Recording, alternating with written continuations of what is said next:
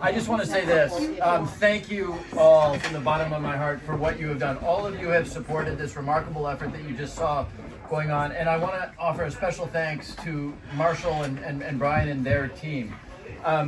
You don't know how dangerous what you saw is for them. I've been listening to Jen Tooker, who went over there with Fody and with David Bindleglass, and Jen was like, "Oh, I wasn't scared at all." The Russians target vans because the Ukrainian military moves personnel around, they move materiel around, and they have plenty of ways to see where these vans are. So what they are doing and what they did, and by the way, thank you. I tried desperately to persuade Jen not to go, but thank you for doing that. Enormously dangerous, but this didn't come through in the video either. It sort of did, but not really. Yes, munitions are important. Yes, humanitarian aid and civil aid are important.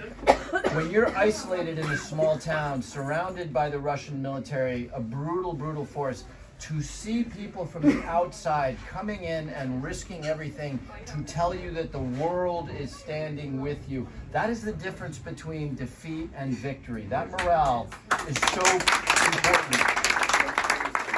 It sounds hallmarkish to say it, but you know, if you think back on history, there's just very few examples of brutal, massive force in the long run subjugating a free people that is motivated with good morale. And the trip they did and the work that you're doing helps not just with the filtration, but it really, I see Ukrainians along with Dick a lot in DC from the president on down, and it means the world that they know that the world is standing with them. So I wish I could tell you the senator said he was going to put forward a supplemental.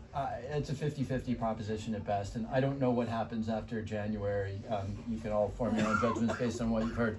But one thing I know for sure is that civil society and all of you are going to need to do more. We may do nothing else. That's possible.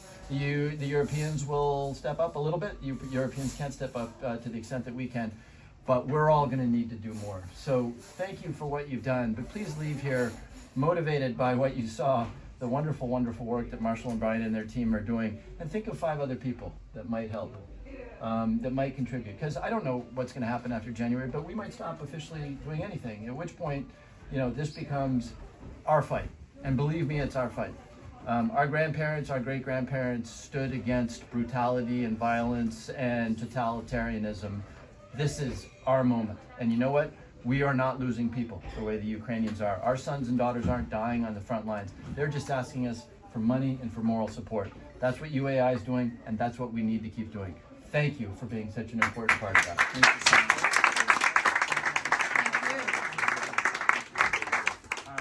Sorry, Congressman Himes, so if you'll stay up here just one more minute with me, I want to give you something. So this is for your office or wherever you'd like it to go. Hold on. Oh dear. Talk